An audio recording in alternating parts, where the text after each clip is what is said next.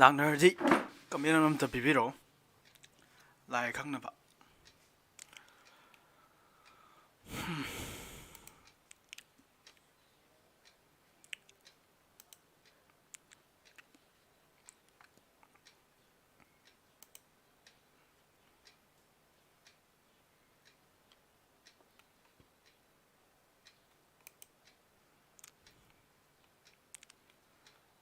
Okay ꯑꯇꯩꯗꯤ ꯀꯩꯅꯣ ꯂꯥꯛꯑꯦ ꯁꯨꯁꯃꯥ ꯂꯥꯛꯑꯦ ꯄ꯭ꯔꯤꯟꯁ ꯂꯥꯛꯑꯦ ꯔꯣꯁꯅꯤ ꯂꯥꯛꯑꯦ ꯅꯤꯔꯖ ꯂꯥꯛꯑꯦ ꯂꯩꯃꯔꯦꯝꯕꯤ ꯂꯥꯛꯑꯦ ꯁꯤꯇꯜ ꯌꯥꯎꯔꯦ ꯑꯇꯩꯗꯤ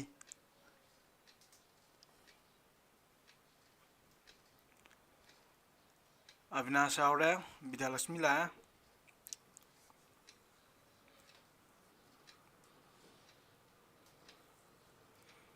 ꯑꯇꯩꯗꯤ ꯀꯥꯏ ꯀꯥꯏ ꯆꯠꯅꯈ꯭ꯔꯒꯦ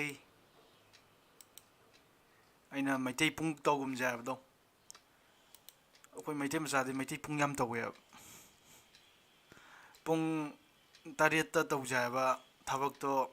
ꯄꯨꯡ 7ꯗ ꯇꯧꯕꯒꯨꯝꯕꯀꯣ ꯉꯁꯤꯗꯤ ꯄꯨꯡ 6ꯇ ꯃꯌꯥꯝ ꯊꯕꯛ ꯑꯃ ꯆꯠꯇꯣꯏꯅꯤꯅ ꯎꯅꯁꯤ ꯍꯥꯏꯔꯀꯥꯟꯗ ꯄꯨꯡ 6ꯇ ꯎꯅꯁꯤ ꯍꯥꯏꯕꯅꯤꯅ ꯑꯗꯣ ꯑꯩꯈꯣꯏ ꯃꯩꯇꯩ ꯃꯆꯥꯉꯩꯗꯤ ꯉꯥꯏꯅ ꯈꯣꯠꯅ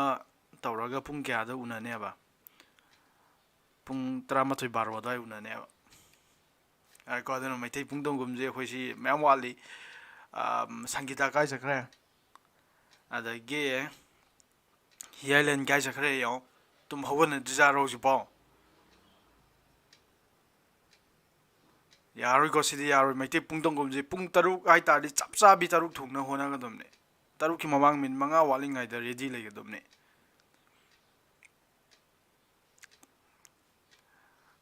ꯁꯤ ꯃꯩꯇꯩ ꯄꯨꯡ ꯑꯣꯏꯇꯥꯔꯗꯤ ꯅꯣꯏ ꯄꯨꯟꯁꯤꯗ ꯃꯥꯏ ꯄꯥꯛꯄ ꯌꯥꯔꯣꯏ ꯀꯔꯝꯕ ꯃꯤꯅ ꯃꯥꯏ ꯄꯥꯛꯀꯦ ꯍꯥꯏ ꯀꯥꯟꯗ ꯄꯨꯟꯁꯤꯗ ꯀꯔꯝꯕ ꯃꯤꯅ ꯃꯥꯏ ꯄꯥꯛꯀꯦ ꯍꯥꯏ ꯀꯥꯟꯗ ꯆꯞ ꯆꯥꯅ ꯃꯇꯝ ꯉꯥꯛꯄ ꯃꯤꯁꯤꯅꯤꯀꯣ ꯃꯥꯏ ꯄꯥꯛꯇꯣꯏꯁꯦ ꯇꯧꯒꯦ ꯈꯟꯈꯤꯕ ꯊꯕꯛꯇꯤ ꯃꯇꯝ ꯆꯞ ꯆꯥꯅ ꯃꯇꯝ ꯍꯦꯟꯅꯁꯨ ꯂꯧꯕ ꯌꯥꯔꯣꯏ ꯑꯩ ꯄꯨꯡ 6ꯇꯩꯅ 8ꯐꯥꯎ ꯇ꯭ꯋꯤꯁꯟ ꯇꯧꯕꯁꯤꯗ 8:30ꯐꯥꯎ ꯇ꯭ꯋꯤꯁꯟ ꯇꯧꯕꯁꯤꯗ 8:30ꯗꯤ ꯍꯦꯟꯕ ꯌꯥꯔꯣꯏ ꯑꯩ ꯊꯕꯛ ꯂꯩ ꯌꯥꯔꯦꯀꯣ ꯑꯗꯨꯅ ꯑꯩꯈꯣꯏ ꯃꯩꯇꯩ ꯄꯨꯡꯗꯣꯡꯒꯨꯝꯁꯦ ꯂꯥꯔꯤꯁꯥ ꯂꯥꯛꯑꯦ ꯁꯪꯒꯤꯇ ꯀꯥꯏ ꯆꯠꯈ꯭ꯔꯒꯦ ꯑꯗꯒꯤ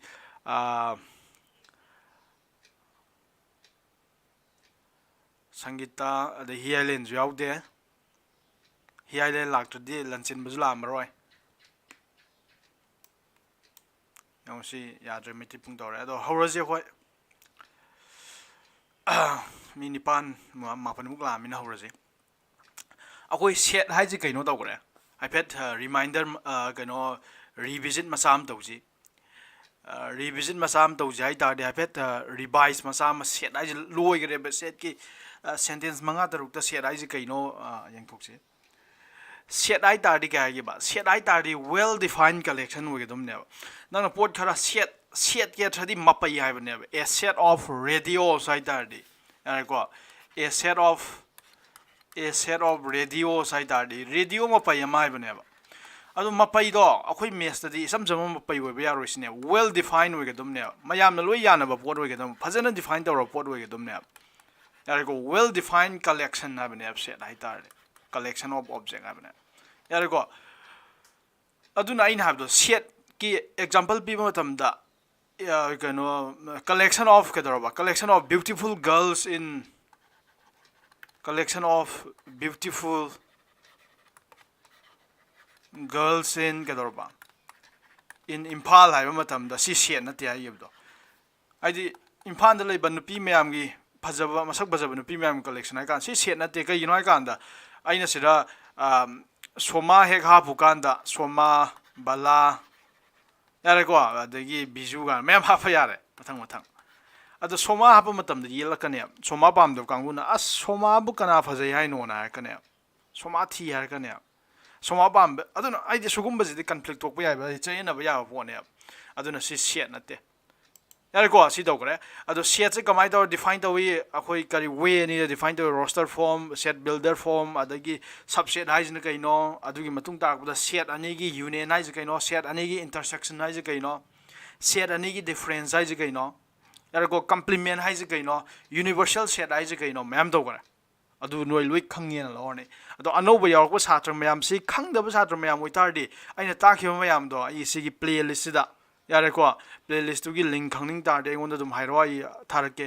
सिगी सेट के आइना ngahadai taklaiba video मैम जे लोइना बक शेप तौर थंबनि को YouTube दा अदो संग मथंग मथंग येंगो नंगना सेट की आइडिया दो खंगनिंग तारदि कइनो थेंगना यावको ngarang यावकपा यावरी ngasi gatang yaukpa yauri ado noi ma'am खल्लगा इन दम शेप तौर थंबनि अदो येंगो अदो येंगनिंग ड्रेस गसु काइदे नोइना हाना आइडिया लेम तारदि अदो क्लास 11 नौना कारकपा छात्र गिदि येंगबा दरकार लै यारेको क्लास 10 दई क्लास 11 कारकपा छात्र गिदि येंगबा दरकार लै अतै गिदि येंगदसु याय 12 लोइगिबा छात्र मैम याउरिसिरा मोइगिदि येंगदसु याय यारेको खंग तारदि हाबनिको खंगद्रदि येंगो यारेको सिनि लैरे सेट आइजे कइनो लैगरे सेट आइ तारदि ngasi दगि नंग उदुइजे सेट आइ तारदि कलेक्शन नेबा सि खतंग खंगो यार अतै आइडिया आमदा संगरोइदमने यारेको हजु चैप्टर नंबर 2 पाइरक तुरे चैप्टर नंबर 2 पाइरक पुदैदि सेट की इन डिटेल अखोइ नैना रोइदमनेबा चैप्टर 1 द सेट की इन डिटेल लोइगरमने यारेको चैप्टर नंबर 2 दे अखोइना होतुइजे करी खतंग खंगदुमनेबा सेट आइजे करी खतंग नेना खनगदुमनेबा सेट आइजे वेल डिफाइन कलेक्शन है पोट खरा नंगना फजना वेल डिफाइन होइना करामतना येल होइदा मोंग द खोमबा दुगुम्बा पोटुने सेट आइजे यारेको अदु यारे स्टेबिनियाला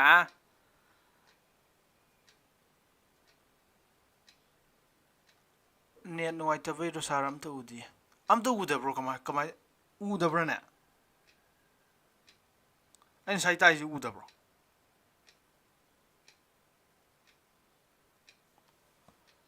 अदा अतै जुन ता हैना रोने उदे आइजे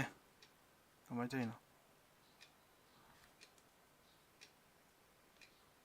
अतै दि उनब्रो Oh.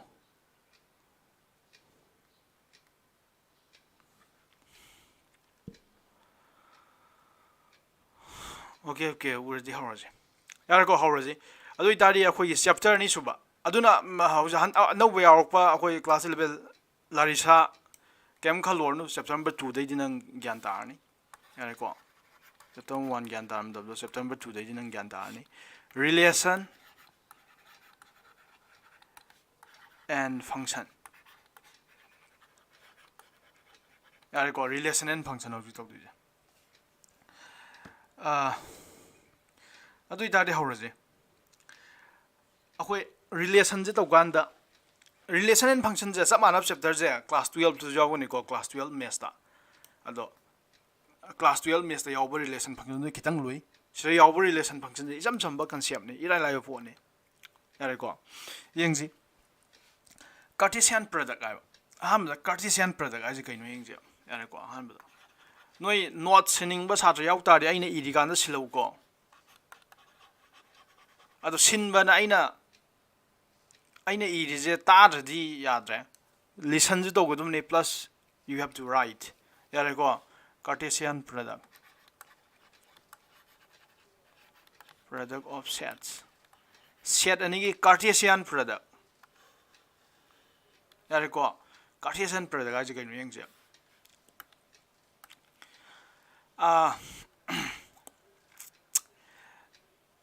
कार्टेशियन प्रोडक्ट नोई क्लास 10 द खगपदगी नैना को क्लास 10 द एनी पॉइंट नंबर डिफाइन दउजे कमाय डिफाइन दउ से point A हाबजे define दउजे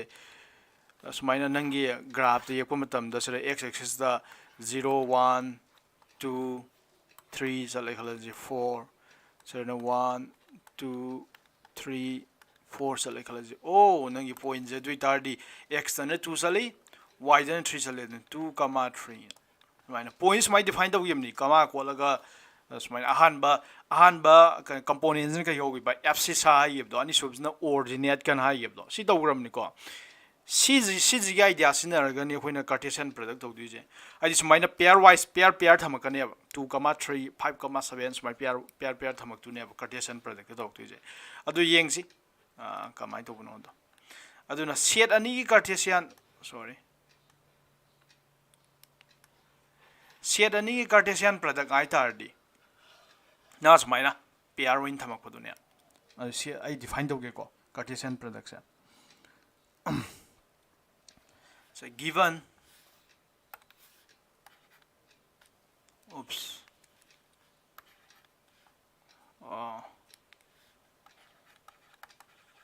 given two non-empty यार कोई empty हुए भी याद है non empty sets empty हुए दबा set अनि खलो अब कना p and q p अमसुंग q को बनंग set अनि खलो the Cartesian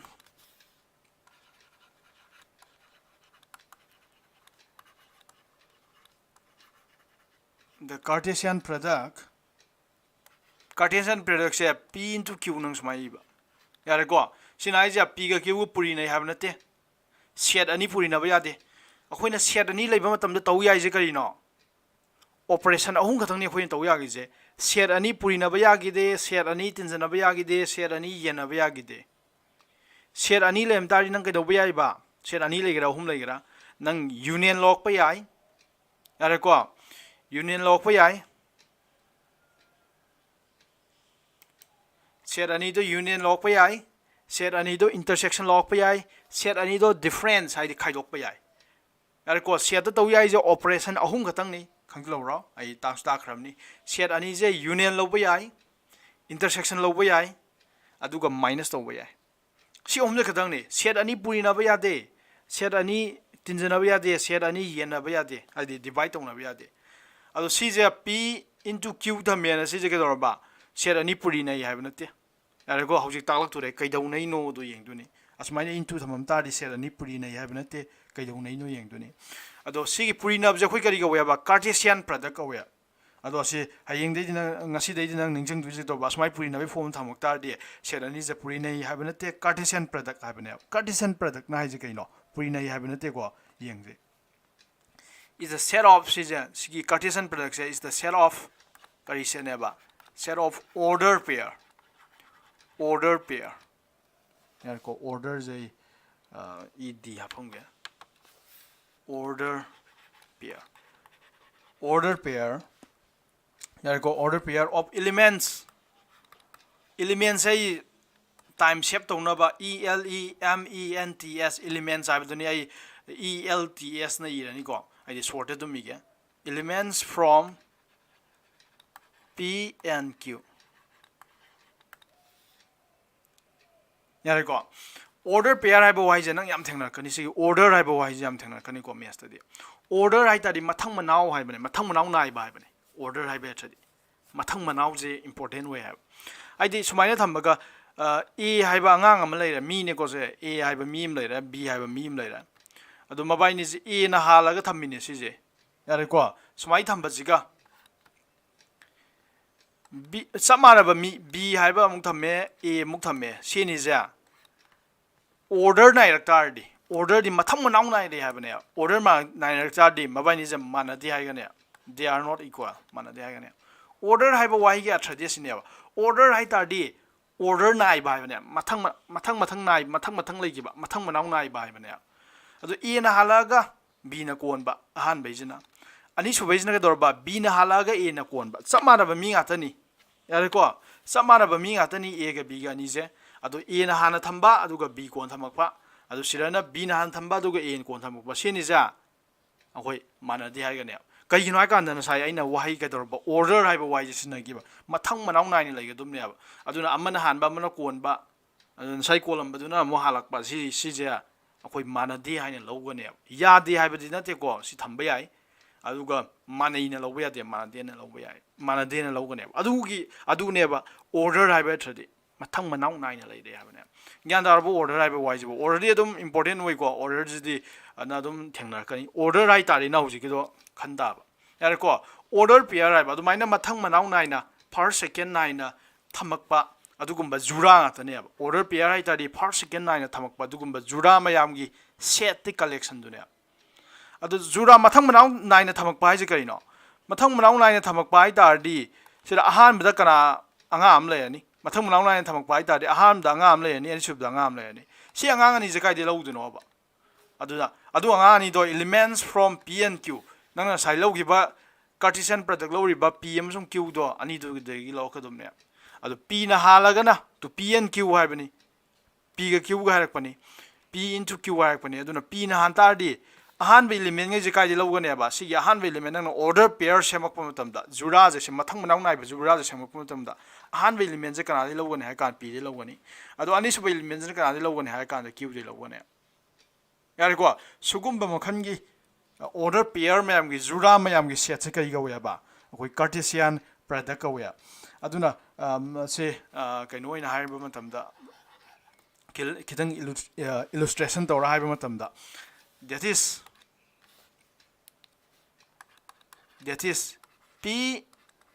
Cartesian product Q P Cartesian product Q habja kana ga mana ga kan da sira yauduriba ko set builder form da thamuksi ko P Cartesian product Q da yauduri element ge kana kana no ai kan se A ga B ga sugumba order pair to pair oina order pair oina le rakani yare ko adu si order pair A ga B ga kana kana no ai kan da A hai si di han ba element duni A hai se han ba element kana da yaudum ne ba han ba set so set P hai ba set da yaudum ni and B hari ba ni sub element order pair da yauri ba ni sub elements na kana da yaudum ne ba akhoi gi Q hai ba ani sub set yaudum ne yare ko asini example ma yengji sub gyan ta bro gyan ta di haro gyan ta da yaudar di dum comment pero ko yengji noi gyan ta da ta ken lai ni say let no the P go was set to is minus 1 2 3 na dor gya aduga Q go was set to na ka dor ba Q go was set to na Q go was set to na A comma B ne dor gya adu itardi therefore nangi P Cartesian product Q P ga Q Cartesian product se kana ta ne hai kanda hoji E horaji order pair nga ta thamgodum ni ko hoji E horaji aham da kana thamgane to si pair thamak tu ni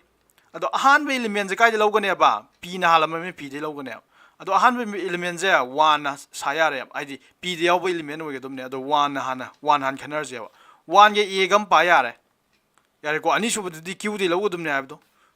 to Q de di A ga B ga tang ni ado 1 na horaga A ga pa ba yai 1 na horaga B ga ju pa ba yai ani je ma yare sina 1 na horaga to bai ne adagi 2 na horaga su yari kari gi noi kan da P Cartesian product Q hai bina P na hana tham hai bane ba do P da di element 1 jawi 2 jawi 3 jawi ado 1 ge series sama nang loi gara sira ado 2 ge mo horaga yare 2 ge A ga muk su pa yare to kai gi noi ka ani su bu di Q di lo hai bane adu ga 2 ga B ga am su pa yare ko silai ado si ga dang na loi dre kai gi noi kan da P da yawi element ahum ni 3 ga mu parani 3 ga A ga mu 3 ga B ga mu si hai ga ro any example bira kan da hai ga ro adu si lai aduna element kya lai la ama ni ahum mari manga tar 6 element lai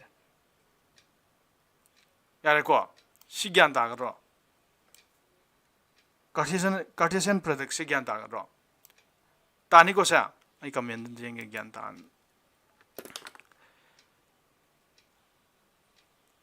gyan ta ga ro ta ina ro gyan ta da yaw de har wa yi hal ta ke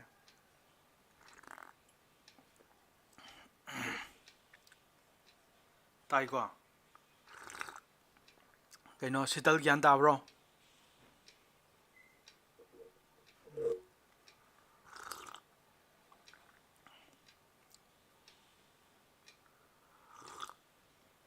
atai di kai no Sangeeta लाक्टर माले अविनाश ने मई मुठ्रे ने नुंगाइते ना है Larissa ज्ञान ताब्रो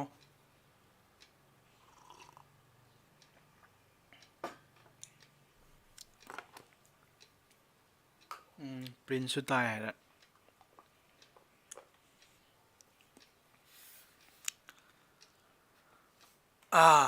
अदुदी यारे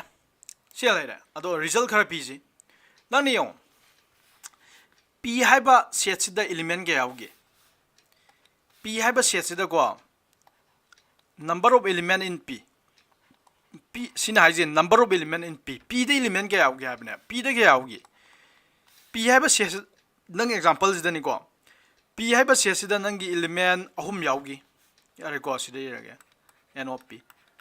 P haiba set da nangi element ahum yaugi to 1 ne 2 ne 3 ne adagi n of q haiba set da na element ke yaugi n of q hai tar di number of element in q the element ke yaugi q the element ani yaugi yare ko aduga p cross q p ga q ga gi Cartesian product di element ke yaugi p ga q gi Cartesian product di element ke yaugi ha kan element taruk yaugi number of element in Cartesian product p into q yare ko p amasung q gi Cartesian product element taruk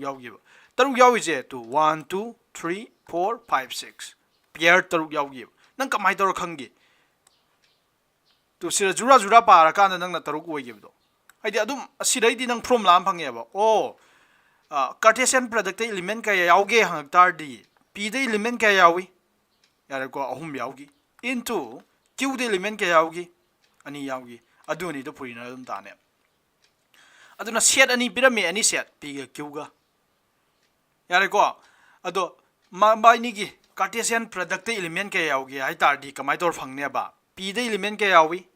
yare ko q the element ka yawi aduni do purina phangne yandar boy na ja aduna number of element in p cross q yare ko result khar yeng ko result number 1 da number of element hai ni ko n of hai number of element in p Cartesian product q p ga q Cartesian product element ke yauge na min hang tar di gai khumne ba p the element ke yawi ga into q the element ke yawi ga ani do puriner phangane hoji to gi do 3 ga 2 ga puriner 6 phanggi do yare ko asi result jimu kyan tare ko adagi mathang dana nangi order pair ani je karam kan mana gane order pair am le a ga b ga haibo order pair am ga yare ko p ga q ga small p ga small q ga order pair tongan ba ni ani je karam kan mana hai gane sini je karam kan mana hai gane hai kan if and only if hai ni ko I double f I jenu class 10 du thingara mani if and only if karam kan mana gane hai kan da ahan ba element ngai mana ba a ga p ga mana ba and ani suba element mana tar ba b ga q ga mana ba adu itar di sigi order pair ani je mana hai gane nang na sumaina hai ba ya de ko si order pair ani je aina sai mana hai gi bro 1,5 ka sorry 1,5 ka 5,1 ga je mana hai gi bro ina na sai mana de hai gi kari no hai kan order hai ba wai do sinar pai ne mathang manang nai ba ba wai do sinar pai ne order yare ko adu sigi definition ju sumde karam kan mana ne ba order pair ni karam kan mana ne ba han ba element mana ga dum ne to han ba element mana bro sira 1 ga 5 ka mana de tu 1 ga 5 ko ju kana mana hai du no aduna order pair ani mana hange mana I karam kan da hai ne hai tar di han ba element mana kan da ani suba element mana kan da order pair ni do mana yo si gyan ta bro si bo si result ngai jam important oi ko noi khangjin ga dum ni ahum super result da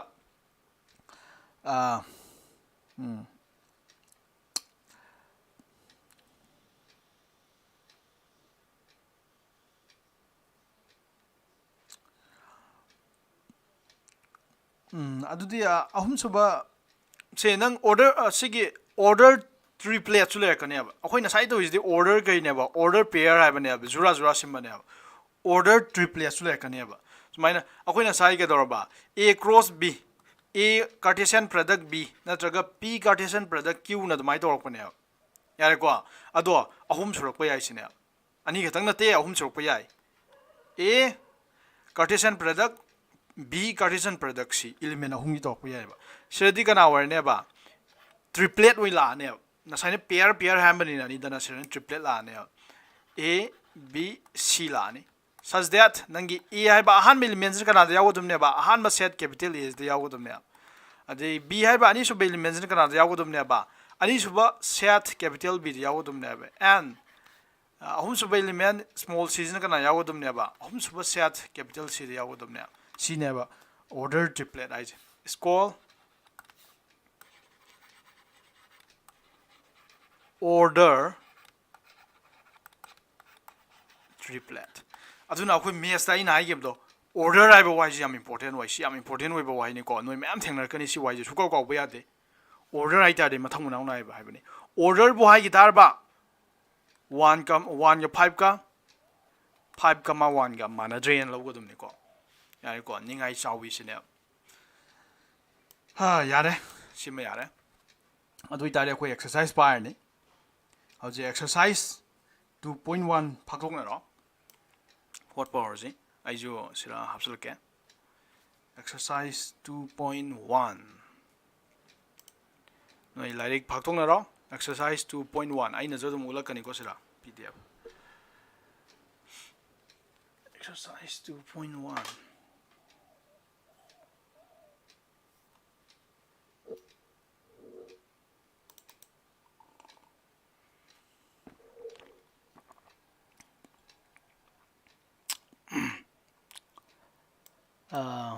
2.1 kano highland dong si lak trabo kamai to gi highland baga highland galan chen baga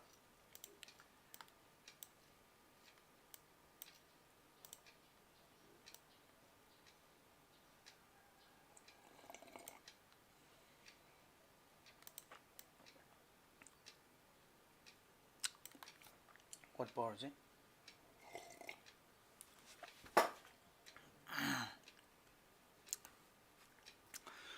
comment jinge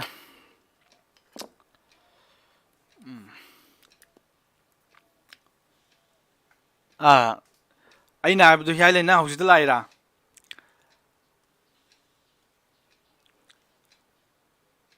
ai maitai pung ya de habdo ai tuition da di maitai pung ya de pung taruk da tawne hai tari taruk chap chawi la khadum ne min manga wali ngai da la ju su kai da da nang ngasi theng lai ya roi ko da hayeng di taw ya roi exercise 2.1 what power ji manai je siro order pair ni pirame yong singang jiga sigi to if sigi order pair jiga equals to sigi order pair jiga manai ba adoi tari find the value of x and y x amasung y gi value bu thuai bane yong si order pair ni han be element je kana ne ba x by 3 plus 1 har be element ne ba han be element are ko si han be element ni sigi order pair ji ani sub element second element je kana ne ba y minus 2 by 3 ne are ko aduga som gi order pair ji gi han be element je kana ne ba 5 by 3 ni aduga ani sub element je kana ne ba 1 by 3 ne see order pair needs manatardi find the value of x and y x amasung y gi value put wa bne yare ko hology ko question number 1 question 1 hology adui tari se manasira hairam mi ja see order pair ani manai ha bne order pair ani je kram kanda manai hai gi aina hojda hai gi result da a ga b ga c ga d ga order pair ani je manai even only if kram kanda manai hai ba han be element managa a ga c ga manarba matam and the edorba ani su element hai b equals to d si manarba matam da khoi gi order pair ni je manai hai bane yare ko adu itadi c ni je manai piramam ne manai piramam na han be element ani su element managa ne yare ko adu isi sandra si na kan do in holake ko mathak do in holake aduna han be element je kara no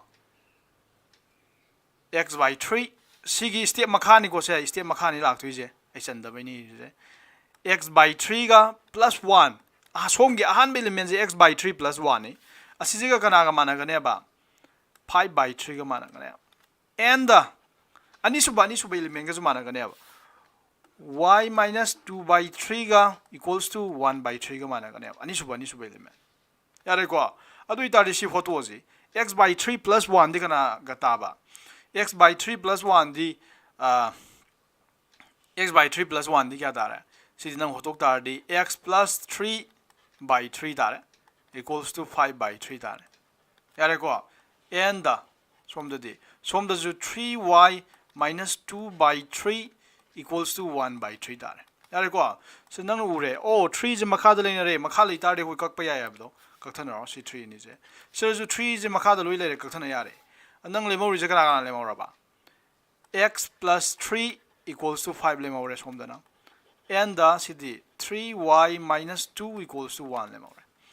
cd kya ta re nang x equals to cd angang masai thok ni ko 5 minus 3 di kya ta ra ba 2 ta re yare ko and the Sidi kya tare sikana hainga me y equals to 1 tara mani ko si juang ang sai thabang ni minus 2 je somja ki dar di na sai asomgi right ki 1 do kya tar ba 3 tare adu ga muk somgi y gi manak le ba 3 jin muk divide tok kan da 1 tare yani ko si ang masa class 2 3 ang masa no khot du bang kani yani ko x na mana puthwai je find the below x and y have ni x value na 2 tare y value na 1 tare ka shulu de na try lai phajana concept bu clear wi tar di equation bi bang lai bani ko question number 2 jeng ji question number 2 nai je if the set A has 3 elements haba set A ja element ahum leiba yare ko set A ji element ahum lei habani yare ko adon question number kya ne ba khoja question number 3 question number 3 question number 2 ba question number 2 ji lai ko duna isom right ti ga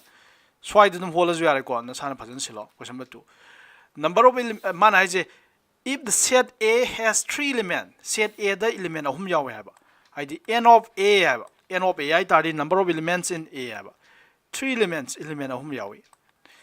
Aduga B haba set se piramme. B haba set se ya. Kana yawamba B dana 3 ne 4 ne 5 ne. Adu tari masing ga yawe element ga yawe set B da zo. Set B da zo element ahum yawe kana 3 ne 4 ne 5 ne.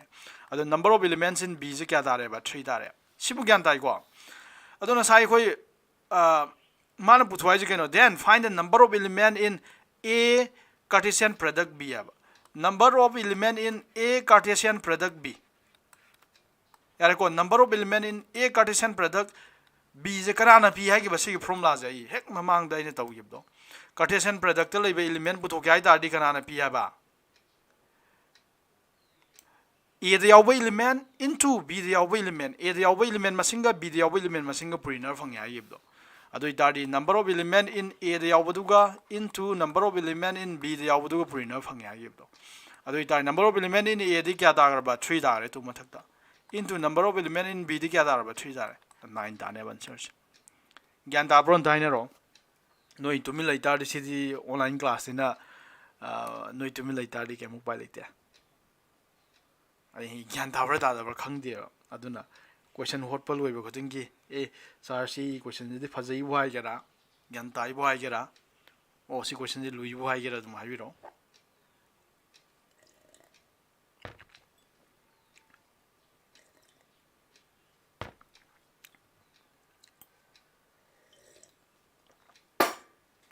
adune what is lead the de ko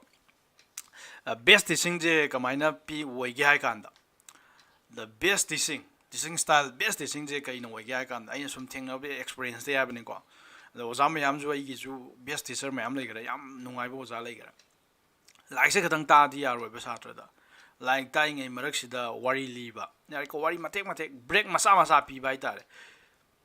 even akoi gi pau du do tareng khai pau gara impact tv istb pau do gara break masa pi do ai di nang boring su do do na distract awri ne like do distract we have na te ko nang boring su ba do nang on da do distract awri ne aduna wari masa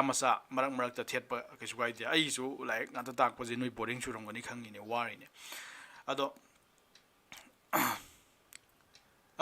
aduna si best teaching je adumaina wari masa liba marak ta yare ko asi tangai phade adagi best teaching je kamai tor pi gi ai kanda example oriented we example yam pi ba yare ko anka hol ni paw to plan ta example yam pi ba aduni aphabo za ji kai da lai gi ai kanda aphabo za ji lai gai bo za ja phab na ti lai khathang haira ga haiba oza ja aphabo za na te aphabo za di kana no ai kana first aphabo za magun je ai ha ke kwai marwoi ba kwai most important gun je oza ma oi bagi kai no ai kanda motivation pi bai ga dum ne satra da yare ko aina nang loi tangam ba na ti aina question ama ni khitang ta kani yare ko adu ko nang da motivate tawram du ne motivate to wai dai thawna kholam du ne ba nang da adu gi thawna du ne nang mayam hot ki du ne yare ko adu aphabo za ji lai haita bisa de aphabo za da di ma lai haita na kamai taw du no aphabo za oza mo gi haita de lai haita ba ya tre han ba da adu ga aphaba best teacher aphabo za mo gi haita de satra je motivate to wai ga dum ne yare ko adi satra je thawna pa je ga dum ne ai na si haidi thawna do lai kamai pa han ge ne ha bi thawna pa do yare ko ꯑꯁ ꯁꯨꯃꯥꯏꯅꯒ ꯍꯥꯏꯕꯗꯣ ꯁꯥꯇ꯭ꯔꯅꯒ ꯑꯩꯈꯣꯏꯁꯦ ꯀꯃꯥꯏꯅ ꯍꯔꯥꯎꯒꯦ ꯍꯥꯏ ꯀꯥꯟꯗ ꯑꯩꯅꯒ ꯌꯥꯝ ꯍꯔꯥꯎꯕꯁꯤ ꯀꯃꯥꯏꯅ ꯍꯔꯥꯎꯒꯦ ꯑꯩꯒꯤ ꯁꯥꯇ꯭ꯔ ꯃꯌꯥꯝꯅꯁꯨ ꯍꯥꯏꯔꯛꯈ꯭ꯔꯦꯀꯣ ꯍꯥꯏꯔꯛꯇꯕ ꯅꯠꯇꯦ ꯑꯗꯣ ꯑꯩ ꯑꯐꯕ ꯑꯣꯖꯥꯅꯤꯗꯤ ꯍꯥꯏꯅꯤꯡꯗꯦ ꯑꯗꯣ ꯀꯃꯥꯏꯅ ꯍꯥꯏꯔꯛꯈ꯭ꯔꯒꯦ ꯍꯥꯏ ꯀꯥꯟꯗ ꯑꯁ ꯁꯥꯔ ꯊꯦꯡꯅꯔꯨꯕꯗꯒꯤ ꯑꯩ ꯃꯦꯠꯁꯦ ꯃꯌꯥꯝ ꯍꯩꯕꯅꯦꯅ ꯌꯥꯔꯦꯀꯣ ꯑꯩ ꯃꯦꯠꯁꯦ ꯃꯌꯥꯝ ꯁꯣꯜꯂꯝꯃꯕꯅꯤ ꯑꯩ ꯀ꯭ꯂꯥꯁ ꯀꯩꯅꯣꯗ ꯀ꯭ꯂꯥꯁ 7ꯗ ꯑꯩ ꯃꯦꯠꯁ ꯌꯥꯝ ꯁꯣꯜꯂꯝꯃꯕꯅꯤ ꯑꯗꯣ ꯁꯥꯔ ꯊꯦꯡꯅꯔꯨꯕꯗꯒꯤ ꯑꯩ ꯃꯦꯠꯁ ꯉꯁꯤꯐꯥꯎ ꯂꯧꯔꯤꯅꯤ ꯌꯥꯔꯦꯀꯣ ꯁꯥꯔꯅ ꯃꯣꯇꯤꯚꯦꯁꯟꯗꯣ ꯄꯤꯈꯤꯕꯗꯒꯤ ꯍꯧꯖꯤꯛꯐꯥꯎ ꯃꯦꯠꯁ ꯂꯧꯔꯤꯅꯤ ꯌꯥꯔꯦꯀꯣ ꯁꯤꯒꯨꯝꯕꯒ ꯍꯥꯏꯔꯛꯄꯁꯦ ꯍꯥꯏꯗꯤ ꯑꯣꯖꯥꯅ ꯑꯩꯈꯣꯏꯅ ꯑꯣꯖꯥ ꯑꯣꯏꯕꯒꯤ ꯔꯤꯋꯥꯔꯗꯁꯦ ꯄꯩꯁꯥ ꯅꯠꯇꯦ ꯄꯩꯁꯥ ꯈꯛꯇꯪ ꯅꯠꯇꯦꯕ ꯅꯣꯏ ꯈꯜꯂꯝꯕ ꯌꯥꯏꯕ ꯃꯥ ꯑꯣꯖꯥ ꯑꯣꯏꯔꯕꯅꯤꯅ ꯊꯕꯛ ꯑꯃ ꯇꯧꯔꯕꯅꯤꯅ ꯃꯥꯒꯤ ꯄꯩꯁꯥ ꯄꯤꯊꯣꯛꯈ꯭ꯔ ꯂꯣꯏꯔꯦ ꯄꯩꯁꯥ ꯈꯛꯇꯪ ꯅꯠꯇꯦꯕ ꯑꯣꯖꯥꯁꯦ ꯌꯥꯔꯦꯀꯣ ꯑꯣꯖꯥꯁꯦ ꯄꯩꯁꯥ ꯈꯛꯇꯪ ꯅꯠꯇꯦꯕ ꯑꯣꯖꯥ ꯑꯝꯗ ꯔꯤꯋꯥꯔꯗ ꯄꯤꯔꯤꯁꯦ ꯃꯥꯒꯤ ꯊꯕꯛꯀꯤꯗꯃꯛꯇ ꯑꯩꯈꯣꯏꯅ ꯁꯦꯂꯔꯤ ꯍꯥꯏꯔꯒ ꯄꯩꯁꯥ ꯈꯛꯇꯪ ꯅꯠꯇꯦ ꯌꯥꯔꯦꯀꯣ ꯁꯦꯂꯔꯤ ꯍꯥꯏꯇꯥꯔꯗꯤ ꯅꯪꯒꯤ ꯔꯦꯁꯄꯦꯛꯇꯨꯅꯦꯕ ꯑꯗꯒꯤ ꯀꯅꯥꯅꯣꯝꯗ ꯀꯥꯟꯅꯕ ꯄꯤꯕꯗꯨꯅꯦꯕ ꯑꯗꯨꯅꯦ ꯑꯩꯅ ꯍꯥꯏꯕꯗꯣ ꯁꯥꯇ꯭ꯔ ꯑꯃꯅ ꯁꯨꯃꯥꯏꯅ ꯍꯥꯏꯔꯦ ꯑꯩꯉꯣꯟꯗ ꯁꯥꯔ ꯊꯦꯡꯅꯔꯨꯕꯗ ꯑꯩ ꯃꯦꯠꯁꯦ ꯌꯥꯝ ꯍꯩꯔꯝꯗꯕꯅꯤ ꯃꯦꯠꯁꯦ ꯄꯨꯔꯥ ꯀꯩꯅꯣ ꯇꯧꯔꯝꯕꯅꯤ ꯑꯗꯣ ꯁꯥꯔ ꯊꯦꯡꯅꯔꯨꯕꯗꯒꯤ ꯑꯩ ꯃꯦꯠꯁꯀꯤ ꯑꯥꯏꯗꯤꯌꯥꯁꯦ ꯇꯣꯇꯦꯂꯤ ꯆꯦꯟꯖ ꯇꯧꯈꯤꯕꯅꯤ ꯑꯩ ꯃꯦꯠꯁ ꯍꯧꯖꯤꯛꯄꯨ ꯂꯧꯔꯤꯁꯦ ꯍꯧꯖꯤꯛꯄꯨ ꯃꯦꯠꯁꯇ ꯍꯩꯔꯤꯁꯦ ꯁꯥꯔꯅ ꯇꯧꯔꯛꯄꯗꯩꯅꯦ ꯑꯗꯨꯅꯦ ꯑꯩꯉꯣꯟꯗꯁꯨ ꯊꯣꯛꯏꯁꯦ ꯑꯗꯨꯅꯤ ꯍꯤꯌꯔꯂꯦꯟꯁꯨ ꯆꯞ ꯃꯥꯟꯅꯩ ꯍꯤꯌꯔꯂꯦꯟꯁꯦ ꯑꯩꯅ ꯁꯤꯗ ꯍꯤꯌꯔꯂꯦꯟꯗ ꯌꯥꯎꯔꯤ ꯑꯉꯥꯡꯁꯦ ꯑꯩꯅ ꯀ꯭ꯂꯥꯁ 8ꯇꯒꯤ ꯇ꯭ꯋꯤꯁꯟ ꯇꯧꯔꯛꯄꯅꯤꯀꯣ ꯍꯧꯖꯤꯛꯄꯨ ꯇ꯭ꯋꯤꯁꯟ ꯇꯧꯔꯤ ꯑꯉꯥꯡꯅꯤ ꯑꯗꯣ ꯃꯥꯁꯦ ꯁꯤꯕꯨ ꯍꯩꯔꯝꯗꯦꯕ ꯌꯥꯔꯦꯀꯣ ꯀꯩꯁꯨ ꯃꯥꯁꯦ ꯏꯀꯥꯏ ꯈꯪꯗꯕꯅꯤ ꯃꯥꯁꯦ ꯀꯩꯁꯨ ꯏꯀꯥꯏꯔꯣꯏ ꯂꯣꯏ ꯍꯥꯏꯗꯣꯔꯛꯀꯦꯀꯣ ꯀ꯭ꯂꯥꯁ 8ꯇꯀꯣ ꯃꯥꯁꯦ ꯀꯃꯥꯏꯅ ꯍꯥꯏꯔꯝꯒꯦ ꯍꯥꯏ ꯀꯥꯟꯗ x + 3 = 5 ꯍꯥꯏ ꯀꯥꯟꯗꯀꯣ ꯃꯊꯪꯒꯤ ꯁ꯭ꯇꯦꯞꯁꯦ x = 5 ꯁꯤ +3ꯁꯦ ꯑꯁꯣꯝ ꯆꯠꯀꯥꯟꯗ ꯃꯥ +3 ꯑꯗꯨꯝ ꯇꯥꯔ ꯁꯨꯃꯥꯏꯅ ꯊꯝꯃꯝꯕ ꯑꯉꯥꯡꯅꯦꯕ ꯀ꯭ꯂꯥꯁ 8ꯇ ꯌꯥꯔꯦꯀꯣ ꯃꯦꯠꯁ ꯌꯥꯝ ꯁꯣꯜꯂꯝꯃꯦꯕ ꯃꯥꯁꯦ ꯌꯥꯔꯦꯀꯣ ꯑꯗꯣ ꯑꯩꯅ ꯃꯣꯇꯤꯚꯦꯠꯇꯤ ꯃꯥ ꯐꯖꯗꯧꯕꯅꯤꯅ ꯑꯗꯨꯅꯦ ꯑꯣꯖꯥ ꯑꯃ ꯑꯣꯏꯕꯒꯤ ꯔꯤꯋꯥꯔꯗꯁꯦ ꯑꯇꯩ ꯅꯠꯇꯦꯕ ꯑꯗꯨ ꯑꯩꯈꯣꯏꯅ ꯄꯥꯝꯕ ꯔꯤꯋꯥꯔꯗꯁꯦ ꯍꯧꯖꯤꯛꯀꯤ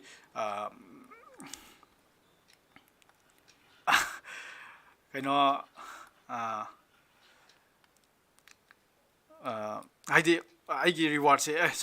ꯁꯥꯔꯒꯤ ꯃꯄꯥꯟꯗ ꯑꯗꯣ ꯑꯩ ꯏꯁꯥꯃꯛꯇꯁꯨ ꯊꯣꯛꯈꯤꯕ ꯑꯩ ꯃꯦꯠꯁ ꯍꯩꯕ ꯑꯣꯖꯥꯅ ꯃꯤ ꯅꯠꯇꯦꯕ ꯑꯩꯗꯤ ꯐꯤꯖꯤꯛꯁ ꯌꯥꯝ ꯍꯩꯕ ꯃꯤ ꯑꯃꯅꯦꯕ ꯑꯩꯅ ꯍꯥꯏꯕꯗ ꯑꯩ ꯀ꯭ꯂꯥꯁ 12ꯇ ꯐꯤꯖꯤꯛꯁꯇ ꯃꯥꯔꯛ ꯌꯥꯝ ꯋꯥꯡꯉꯦ ꯐꯤꯖꯤꯛꯁꯇ ꯃꯥꯔꯛ 97 ꯐꯪꯉꯦꯕ ꯑꯗꯣ ꯑꯩ ꯁꯤꯂꯣꯡꯗ ꯆꯠꯀꯥꯟꯗ ꯀꯣꯂꯦꯖꯁꯦ ꯑꯩꯈꯣꯏ ꯐꯤꯖꯤꯛꯁꯇꯗꯤ ꯑꯦꯗꯃꯤꯁꯟꯁꯦ ꯐꯨꯜ ꯑꯣꯏꯔꯝꯕꯅꯦꯕ ꯑꯗꯣ ꯃꯦꯠꯁꯇꯤ ꯑꯌꯥꯝꯕ ꯂꯧꯅꯗꯕꯅꯤꯅ ꯃꯦꯠꯁꯇꯗꯤ ꯍꯥꯡꯕꯗꯒꯤ ꯑꯦꯗꯃꯤꯁꯟ ꯃꯦꯠꯁꯇꯗꯤ ꯐꯪꯅꯤ ꯍꯥꯏꯕꯗꯒꯤ ꯑꯩꯈꯣꯏ ꯐꯤꯖꯤꯛꯁꯀꯤ ꯍꯦꯠ ꯑꯣꯐ ꯗ ꯗꯤꯄꯥꯔꯠꯃꯦꯟꯁꯤꯅ ꯅꯪ ꯀꯩꯅꯣꯁꯦ ꯂꯧꯔꯣ ꯃꯦꯠꯁꯇꯣ ꯍꯧꯖꯤꯛ ꯃꯦꯠꯁꯇ ꯑꯦꯗꯃꯤꯁꯟ ꯇꯧꯁꯤꯜꯂꯣ ꯑꯗꯨꯒ ꯐꯤꯖꯤꯛꯁꯀꯤ ꯁꯥꯇ꯭ꯔ ꯃꯤ ꯈꯔ ꯇꯣꯛꯅꯈꯤꯅꯤ ꯑꯗꯨ ꯍꯦꯛ ꯇꯣꯛꯄꯒ ꯀꯩꯅꯣ ꯇꯧ ꯐꯤꯖꯤꯛꯁꯇ ꯇꯧꯁꯤ ꯍꯥꯏꯕꯅꯦꯕ ꯑꯗꯨꯗ ꯊꯥꯃꯨꯛꯁꯦ ꯑꯩ ꯑꯗꯨꯃꯥꯏꯅ ꯃꯦꯠꯁꯇ ꯑꯦꯗꯃꯤꯁꯟ ꯇꯧꯔꯦ ꯑꯗꯨꯒ ꯑꯣꯖꯥꯁꯦ ꯃꯦꯠꯁꯀꯤ ꯑꯣꯖꯥꯁꯦ ꯄꯨꯔꯥ ꯑꯣꯖꯥꯁꯦ ꯑꯍꯥꯟꯕ ꯀ꯭ꯂꯥꯁꯇꯒꯤ ꯑꯣꯖꯥꯁꯤꯅ ꯄꯨꯔꯥ ꯑꯩꯒꯤ ꯀꯩꯅꯣ ꯃꯥꯏꯟꯁꯦ ꯆꯦꯟꯖ ꯇꯧꯈ꯭ꯔꯕꯅꯦ ꯑꯣꯖꯥꯁꯦ ꯀꯌꯥꯝ ꯐꯒꯦꯗ ꯍꯥꯏꯗꯤ ꯄꯨꯔꯥ ꯑꯣꯖꯥꯗꯣ ꯄꯨꯔꯥ ꯃꯣꯇꯤꯚꯦꯠ ꯇꯧꯕ ꯌꯥꯝ ꯐꯕ ꯑꯣꯖꯥ ꯉꯥꯛꯇ ꯑꯣꯏ ꯂꯩꯔꯝꯕꯅꯦꯕ ꯃꯦꯠꯁꯀꯤ ꯑꯣꯖꯥꯁꯤꯅ ꯑꯗꯣ ꯄꯨꯔꯥ ꯑꯗꯨꯒꯤ ꯀꯟꯇ꯭ꯔꯥꯁꯇ ꯐꯤꯖꯤꯛꯁꯀꯤ ꯑꯣꯖꯥꯉꯩꯁꯤꯅ ꯄꯨꯔꯥ ꯖꯥꯊꯤꯕ ꯄꯨꯔꯥ ꯁꯥꯎꯒꯟꯕ ꯑꯣꯖꯥ ꯉꯥꯛꯇ ꯑꯣꯏꯔꯝꯃꯕꯅꯦꯕ ꯑꯗꯣ ꯃꯦꯠꯁꯀꯤ ꯑꯣꯖꯥꯉꯩꯗꯨꯅ ꯏꯝꯄ꯭ꯔꯦꯁ ꯇꯧꯈꯤꯕ ꯑꯍꯥꯟꯕ ꯀ꯭ꯂꯥꯁꯇ ꯀꯃꯥꯏꯅ ꯏꯝꯄ꯭ꯔꯦꯁ ꯇꯧꯈꯤꯒꯦ ꯍꯥꯏ ꯀꯥꯟꯗ ꯁꯨꯃꯥꯏꯅ ꯑꯩꯈꯣꯏ ꯃꯌꯥꯝꯁꯦ ꯂꯣꯏ ꯂꯦꯞꯍꯜꯂꯦ ꯑꯗꯨꯒ ꯁꯨꯃꯥꯏꯅ ꯍꯥꯏꯕ ꯑꯩꯈꯣꯏ ꯃꯦꯠꯁ ꯗꯤꯄꯥꯔꯠꯃꯦꯟꯇꯗꯤ ꯃꯣꯏꯅ ꯍꯥꯏꯁꯦ ꯅꯣꯏ ꯀ꯭ꯂꯥꯁ 12ꯇ ꯑꯩꯅ ꯀꯣꯂꯦꯖ ꯇꯝꯕ ꯃꯇꯝꯗꯅꯤꯀꯣ ꯑꯍꯥꯟꯕ ꯀ꯭ꯂꯥꯁꯇ ꯅꯣꯏ ꯀ꯭ꯂꯥꯁ 12ꯇ ꯄꯣꯖꯤꯁꯟ ꯂꯦꯞꯄꯛꯀꯦꯔꯥ ꯐꯥꯔꯁ ꯗꯤꯕꯤꯖꯟ ꯐꯥꯎꯔꯛꯀꯦꯔꯥ ꯁꯦꯀꯦꯟ ꯗꯤꯕꯤꯖꯟ ꯐꯥꯎꯔꯛꯀꯦꯔꯥ ꯊꯥꯔꯠ ꯗꯤꯕꯤꯖꯟ ꯐꯥꯎꯔꯛꯀꯦꯔꯥ ꯃꯦꯠꯁꯇ ꯃꯥꯔꯛ ꯈꯤꯇꯪ ꯐꯪꯉꯛꯀꯦꯔꯥ ꯑꯩꯈꯣꯏ ꯗꯔꯀꯥꯔ ꯂꯩꯇꯦ ꯑꯩꯈꯣꯏ ꯍꯧꯖꯤꯛ ꯇꯧꯗꯣꯏꯁꯦ ꯍꯣꯠꯅꯕ ꯀꯟꯒꯗꯕꯅꯤ ꯄꯨꯂꯞ ꯃꯥꯟꯅꯔ ꯍꯣꯠꯅꯒꯗꯕꯅꯤ ꯌꯥꯔꯦꯀꯣ ꯑꯗꯨꯃꯥꯏꯅ ꯍꯥꯏꯔꯛꯑꯦꯕ ꯑꯗꯨꯗ ꯑꯩꯒꯤ ꯋꯥꯈꯟꯗꯣ ꯂꯣꯏ ꯆꯦꯟꯖ ꯇꯧꯒꯦ ꯑꯩꯅ ꯀꯤꯔꯝꯕ ꯃꯌꯥꯝꯗꯣ ꯂꯣꯏ ꯐꯈꯤꯕ ꯑꯣꯖꯥꯁꯦ ꯁꯤꯒꯨꯝꯕ ꯑꯣꯖꯥꯁꯨ ꯂꯩꯕ ꯑꯣꯏꯔꯦꯅ ꯈꯟꯈꯤꯕ ꯌꯥꯔꯦꯀꯣ ꯂꯥꯏꯔꯤꯛ ꯇꯥꯛꯄꯁꯨ ꯌꯥꯝ ꯅꯨꯡꯉꯥꯏꯈꯤꯕ ꯑꯗꯨꯒꯨꯝꯕ ꯑꯣꯖꯥ ꯃꯌꯥꯝꯗꯣ ꯌꯥꯔꯦꯀꯣ ꯐꯥꯔꯁ ꯏꯝꯄ꯭ꯔꯦꯁꯟ ꯍꯥꯏꯁꯦ ꯑꯗꯨꯒ ꯃꯅꯤꯄꯨꯔꯗꯗꯤ ꯀꯃꯥꯏꯅ ꯇꯧꯒꯦ ꯍꯥꯏ ꯀꯥꯟꯗ ꯑꯩꯈꯣꯏ ꯏꯃꯥꯟꯅꯕꯉꯩ ꯍꯥꯏ ꯀꯥꯟꯗ 12ꯇ ꯐꯥꯔꯁ ꯄꯣꯖꯤꯁꯟ ꯐꯥꯎꯕꯉꯩ 12ꯇ ꯄꯣꯖꯤꯁꯟ ꯂꯦꯞꯄꯉꯩ ꯍꯧꯒꯠꯂꯛꯑꯣꯅ ꯍꯥꯟꯅ ꯍꯧꯒꯠꯂꯛꯅꯦꯕ ꯑꯗꯣ ꯃꯣꯏ ꯃꯌꯥꯝꯗꯣ ꯍꯧꯒꯠꯂꯛꯂꯒ ꯀꯩ ꯍꯥꯏꯅꯤ ꯈꯪꯕ꯭ꯔꯥ